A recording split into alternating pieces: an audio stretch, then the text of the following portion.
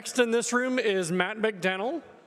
He is a principal TPM at Okta. He's been a TPM of various types for 13 years, including being a people manager twice. So he's gone in and out between IC and people management, and that's what he's going to talk to us about today. It's a great pleasure to have him. I met him on LinkedIn early in my journey after writing the TPM book. And we've just connected, and he's here with us today. And it's also a special treat in that after this talk, later in this afternoon, he'll also do a workshop that feeds on top of this presentation. So if you want to dive in a little bit deeper, actually do a little bit of small group work with him on this topic, you can meet him over in Bull later in the day. So without further ado, Matt McDannel, please head on up.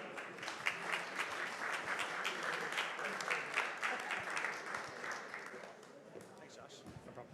All right. Testing. Okay, this is working. All right. Let's wait for people to get their seats here. Cool. Looks good. All right. Hey, everybody. My name is Matt McDannel. I'm here to give a talk about, what am I talking about? Oh, yeah. I'm talking about management. So the way I came up with this talk was I asked Josh, what is everyone else talking about? And I tried to pick something that was completely different. So by the end of this talk, I hope you leave with a changed perspective on management. And if you do choose to move into management, I'm going to give you like the frameworks so you can actually move forward and accelerate your path to management. So you're going to learn my lessons learned because I left management twice. I guess I didn't learn the first time. And let's do this. So Josh already introduced me here. 13 years in project and program management. Fun fact, I spent 5 of those years in construction in the field. So that was pretty fun. 8 years of my experience as a TPM. It's flown by incredibly fast. It feels like yesterday. And 3 of my years are in TPM management, so 2 + 1 split. So first rotation was 2 years, second rotation was 1 year. And I'll talk a little bit more about this later.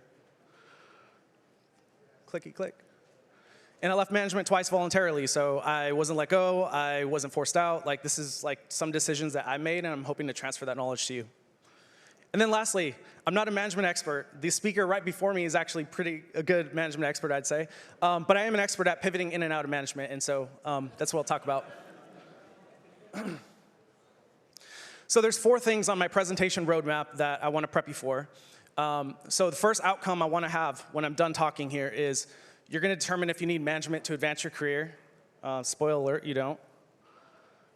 You're also going to experience what it's like to become a manager with me. So what does that process actually look like? Do you have to take a blood oath or something? Sign a contract? I don't know.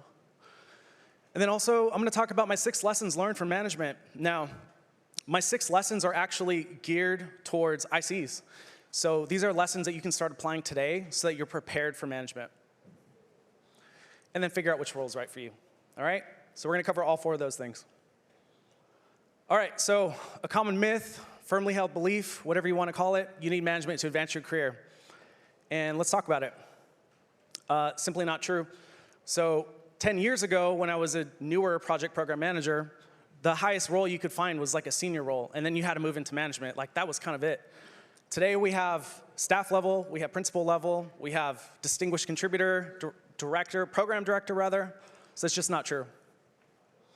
The other thing is role equivalency exists. So if you work your way up to a principal, let's say, then you decide to go to management, you don't start over as an associate manager. You actually will get mapped to something like a senior manager or director. So you're actually moving up your career ladder. And of course, the pay increases on both routes. So it's kind of not really a big difference there. And so to illustrate my point here, if you look at the left, that's a senior TPM. When you're a senior TPM, you're usually presented with the option for management, or maybe your manager asks you if you're interested in it. And so you'll have to make a choice if it's presented to you. You go up to the management path. That would be your sample flow. And by the way, every company has different titles, so this is just kind of directionally correct. And you can work your way all the way over to director. And on the bottom, you can continue your path on the IC route, and you do staff, principal, senior principal, et cetera. The most important thing for your career progression is actually to move from left to right. It is not whether you pick the top path or the bottom path, right? And so here's an example path that you could do, very similar to what I did. I joined management as a senior TPM. And I was like, I left management. I'll talk about that in a little bit. And I went on to do a senior individual contributor role, doing some really exciting work there. And then I did really good. I got promoted, and they asked me back to management at the same time. So boom, you come back into management, and you get promoted. So my career progression is moving to the right.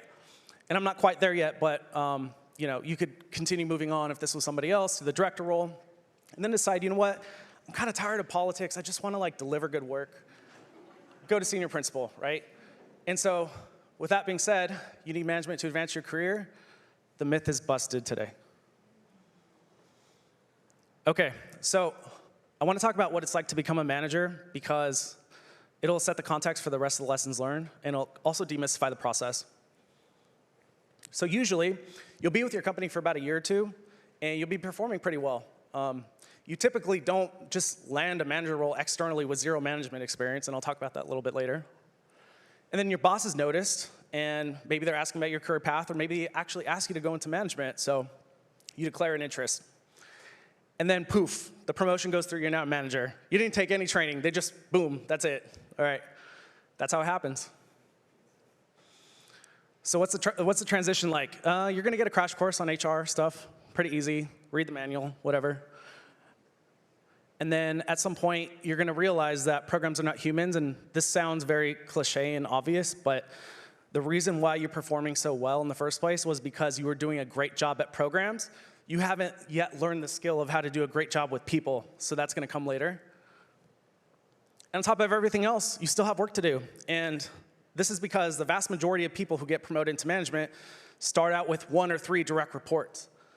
And that's just not a full load. So you're usually carrying over some projects or programs you're already working on, and they're usually the most critical ones because you would have shut them off if they weren't. So you still got work to do. So if you're like me, some surprising questions will emerge. How did they let me do this with only a 3-day offsite training? Why do some one-on-ones feel awkward now? And why can't I just make decisions? I'm the manager now. I get to decide, right? Couldn't be further from the truth. So your plan of becoming a manager seems very straightforward, and then this happens. Actually looks like a kind of fun adventure, if you ask me. Okay, so now that you're all a virtual manager with me, we're gonna talk about my 6 lessons learned. And side note, there was 18 of them, and I had to trim it down for time. So these are my most 6 important ones. Peer to manager transition is awkward. You gotta think about it. Why is it awkward? They're thinking, why are you my manager? Why isn't John still my manager? Why didn't I get promoted? Why am I reporting to you, right? And so that's very real. And in both management transitions, it happened, and I have a remedy for this. So the way you wanna be able to prepare for management is to become a leader without a title. And this is something that I say over and over again after leaving management. So is there a way to reduce the awkwardness? So are there projects or programs that you can sign up for, volunteer for, that are maybe launching a really big initiative, you're working with the C-suite, you're doing a process improvement, or perhaps you're leading a community of practice, right? How can you look like a leader without the title of manager, right? And when your future direct reports see that you become a manager and they saw all that work that you just did, oh, that makes sense, right? I get it. I get why you're my manager. And so that's super important. And by the way, pro tip, if you do this anyways, your bosses will notice and ask you to come into management anyways. And the last thing here, I don't have time to go into this, but tone setting is absolutely key. So setting the tone before, obviously, become a leader without a title. And then afterwards, you can ask me if you're a manager, you're struggling with this, but in order to reduce the awkwardness, there's a way you can set the tone after you transition. All right, lesson 2, influence is everything. Come on. Okay, so the key thing about management and leadership is that management is to control and leadership is to influence, right? And so we often think that once we become a manager, we can just control situations, and that's simply not a long-term strategy. So the power to influence actually has a better ROI. And so when you become a manager, you actually want to be able to leverage that more than you do management, which is the power to control. So let me give you a quick example. Let's say I had a boss and he had a project for me, and he goes, hey, Matt, I need you to run this project. It's really important to us. We have to do it. Can you please go take care of it? All right, cool. Like, no problem. I mean, it wasn't like a direct command, like you're going to be fired if you don't do this, but it's like, obviously it's your boss. You're like, I'm going to do it. Here's scenario 2. Hey, Matt, this new project came in, and it's a very high visibility project. I know we talked about it in your career that you want more exposure opportunities and more responsibility. I think this is perfect because you'll get to work with the CTO. You'll be able to launch this product to market, and it's a great resume builder. Are you interested? Same project, but I am so much more excited to work on the second one. And the short term is you can get the project assigned both ways, but the second one, I'm going to be on top of my work the entire time, and I'm going to be so motivated to do this project. So just because you have the power to control doesn't mean you need to use it. And so you want to practice influence before management. So we've all ran into situations where we've had to escalate because somebody's blocking us, right? If you really think about it, bear with me for a second. Management is the power to control, and by escalating, you're using someone else's power to control to fix your situation, right? And so can you have a 15-minute conversation with this person? Can you reprioritize work for this person? Is there another way you can start leveraging influence now so that when you move to management, that skill is very sharp? So I'll leave you with that. Lesson 3 is say no a lot. So sounds kind of obvious, but it hit me in the face. Resource requests can be nonstop. I like to joke that the wind blows from left to right, there's a resource request. Somebody drops a pencil, there's a resource request. It's just completely like you're hammered with resource requests. And if you can't say no, you're going to struggle. I'm telling you right now. Start getting good at saying no. But you don't say no to be a jerk. You say no because you want to start the conversation, right? You want to clarify their ask. Make sure it's a legitimate ask. You want to bargain with them. Can we do this now? Can we do this later? Can you get me more resources? Can you get me headcount, right? Or prioritize it. Maybe, yeah, we need to do it, but we'll look at it next quarter. So you're saying no to be collaborative. And lastly, you're training everybody how to work with you.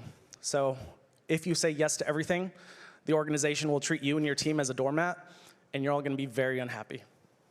So start saying no today in your projects because you will have to say it in management. Okay, lesson 4, responsibility and authority. So really quick, you want to be in the top right quadrant here. That's the engaged quadrant. Whether you're an IC or a manager, right, it always feels good to have the correct amount of responsibility and authority. But this is why I left management the first time. So I had 2 years in and 5 direct reports, and I got reorged to a different part of the business. So I was working on an ultra-critical infrastructure business continuity project, and I got reorged into the software side of the house for SDLC and Agile leadership. And so all my directs were working on the software stuff. I still had to do all the infrastructure stuff, and it was taking all my time. So after a while, you're like, so I manage these people, but I don't really have the power to direct their work. And I'm also focused in this area. And so that became kind of a pain point. I'm like, this doesn't feel like great. So you want to get specific with your leadership team.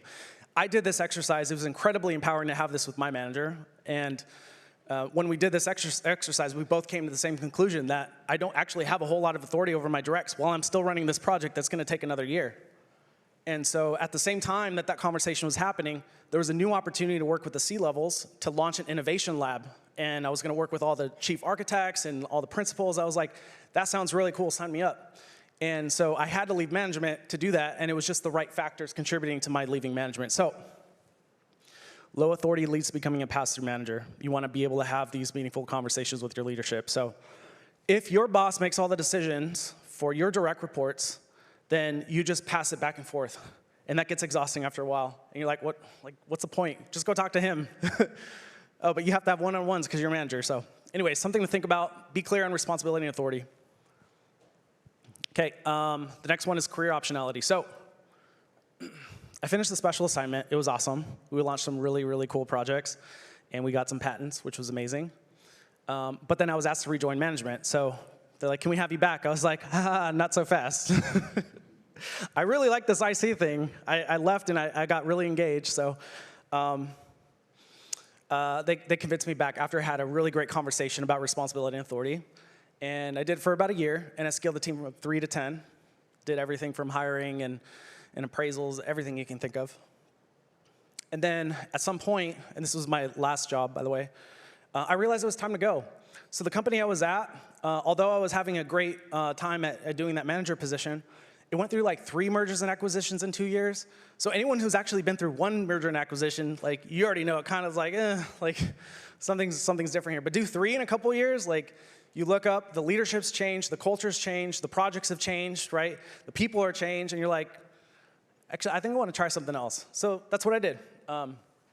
So in trying something else, just to make a long story short, I decided to pursue management positions because I was like, I'm a manager now. Let me see what's out there. And I only got 2 hits. The first hit, I didn't jive with the hiring manager, so I was like, I'm good, like, no problem. And the second one, I made it to full loop, and they ended up picking somebody with 7 years of experience instead of me. So I was like, oh, that's a bummer. Okay, and then I wasn't able to get any other management leads. And so that was an eye-opening thing for me. The career optionality is low in the management track. And so when you commit to the management track, you're going to have less options out there, and that sounds obvious, right? But then I was like, okay, let me go back to being IC. I've already done it a bunch of times. Like, I had a great time being an IC last time.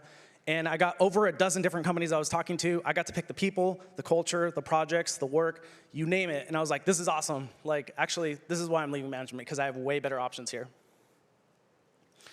So that's the story of how I left management. The last one is get good at giving feedback, because you'll be forced to do it. As an IC, and I see this so often, people go out of their way to avoid giving feedback or confrontation or conflict, and that doesn't work out when you get to management. You're going to have to give feedback to your direct reports. You're going to have to give feedback to your leadership. You're going to have to give feedback to people that are talking to your direct reports that felt a certain way about something. You're going to be forced to do it. So you can keep dodging it as an IC, but you're going to have to do it at some point. And if you learn how to give feedback as an IC, your career is going to accelerate. And the more you do it, the easier it gets, honestly. It's just practice. It's putting in the reps. And then you also want to use a proven technique. SBI is one of the most popular frameworks out there. It's very simple. I'll be teaching a workshop on a modified version of SBI. In my opinion, SBI is actually missing 5 critical steps. So you'll learn all the steps end to end on how to give feedback like a pro. So you can come check that out later. And the last thing I want to say about this, getting good at feedback is a meta point for all the other lessons learned and everything else I've talked about. So if you can do this, it improves everything else. Okay, last topic. Let's talk about choosing a path. Choose management if you want to make a bigger impact to everybody around you, right? You have more responsibility, and you have to take care of the people that you have under your charge, and you've got to work with all the stakeholders in the organization. It's great. And there's also a high satisfaction when things go right. So once you finally land this new process improvement that you've been negotiating and debating and working with senior leadership to this is exactly what the organization needs, and it goes, and it's successful, there's a really high sense of accomplishment that you won't get as an IC when you do that. But don't choose management if you don't want other people's problems to become yours. Let me give you a quick example. Last year, I had an employee who had a hard time integrating with the company and the culture. And so there ended up being some kind of a conflict on the project team he was on. And so, of course, as a good manager, I've got to address that conflict. So I have a one-on-one with him. But most people think it stops there. It just doesn't. Now I have to go have a one-on-one with the person he talked to, and then a one-on-one with that person's manager, and then a one-on-one with the product owner who was like, what the heck is going on? And then make a decision on what we should do next, decide we're going to swap TPMs. Okay, great. Now I have to have another conversation with that other TPM, and then that TPM's leads I need to have a conversation with, all to rectify one issue. So if that sounds really terrible, then you might face that situation. Don't get in management, but they don't happen all the time. So it's just an insight into what you might expect. And if you want to be less interrupt-driven, management is super interrupt-driven for the reasons I just said right now. You're in more one-on-ones, you're in staff meetings, you're in resourcing, prioritization conversations. So yeah, it's hard to get focus. All right, I'm getting time, so I'm going to hurry up. Choose an IC if you want to focus on doing your best work. You're not distracted by all the extra things that are happening in management. So if you're really good at program delivery and you enjoy it, keep doing it. There's also predictability. And now this is kind of a joke because sometimes I feel like I show up for work one day and I'm like, that is not what I had in mind when I showed up for work. As TPMs, we get moved in a lot of different directions, but at least you know which projects are going to demand your time that day. The con I'll say is there's a lot of rinse and repeat here. So if you're like me, I've been in project and program management for 13 years. After a while, a project is a project is a project is a program is a program is a program. And sometimes you want to shake things up. And then you're also less informed. Now this didn't come to me until after I left management. So because you're in all those extra meetings and prioritizations, you know exactly where your organization is going, where your projects are going, where the resourcing is happening, and then now you just have blinders. But it also allows you to focus on doing your best work. Okay, this is my last slide. How I do it all over again. So if you're considering management, step one, I would choose the right reasons. So if you're getting into management because you think that's the only way to grow your career, or you want to tell your uncle at Thanksgiving dinner that you're a manager now, it's probably the wrong reason. You also want to commit to the right company. So this is important because if you do choose to pursue the management track, it's really hard to get roles outside if you don't have enough experience. You got to think about this for a second. So if a company is hiring a manager externally, somebody they don't know or trust yet, why would they risk their team on you that don't have any experience on management? They just promote like a tech lead or some kind of like lead role in the team to become the manager. So you have to have enough experience to change roles, just like I faced in one of my lessons learned, which is 3+ years, and then somebody's gonna come in with 7 and win you out. And so you also wanna be clear with your manager about authority and responsibilities. This is a really good one. And you wanna set the tone for your former peers. Can you start being a leader today so they see you as a leader so that when you become a manager, it's like incredibly obvious why you're there? And then you wanna get good at giving feedback and saying no. Last, invest in continuous learning. This is so critical. I read a stat, I don't know how accurate it is, but apparently 53% of companies, 47% of companies provide 0 hours of training for new managers. It's kind of frightening. And the other half of that, which is 57 or whatever, 53, provide less than 8 hours of management training. So don't depend on your company to save you here. And that's it. Thank you very much.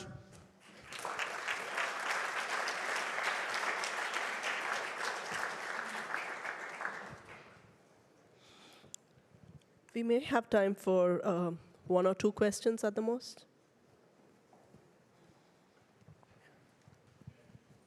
Awesome talk, Matt. Thank you. So you had briefly touched on the topic of... Sorry, can you talk closer to the mic? Yeah, sure. Am I audible? You had briefly touched upon the topic of escalation, right? You had said something to the tune of using someone else's authority to fix your problem. Can you say more? I want to specifically hear from the perspective of how you perceive it. Is it a good thing, bad thing? I'm neutral on, I think everybody heard the question, right? I'm neutral on whether that's a good thing or a bad thing. So in the context of preparing for management, to develop that influence skill, I would say try to avoid escalating, because escalating is the one way that you're gonna use somebody else's power to force the situation in your favor, right? So how can you try to influence them so that you can actually fix the situation without using somebody else's power? Because now that's gonna translate to you having a better time influencing your direct reports because you're practicing this muscle over and over again. Does that kind of make sense?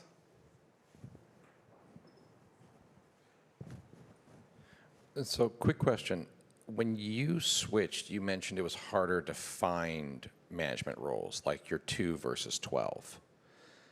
But how did you find 12 higher level roles? It seems like most companies are in the same process of looking for intermediate to senior roles and then training people how they want them to be to move into the staff, the principal, the senior principal.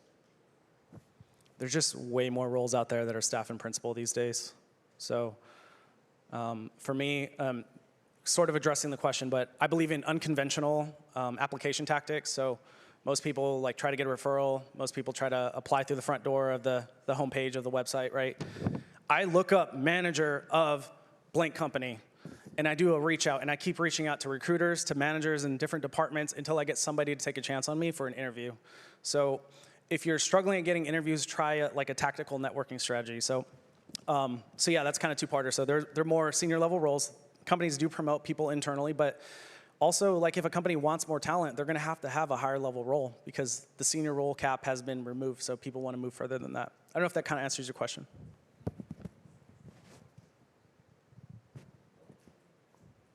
Well, let's give it a big round of applause. Thank you, everybody.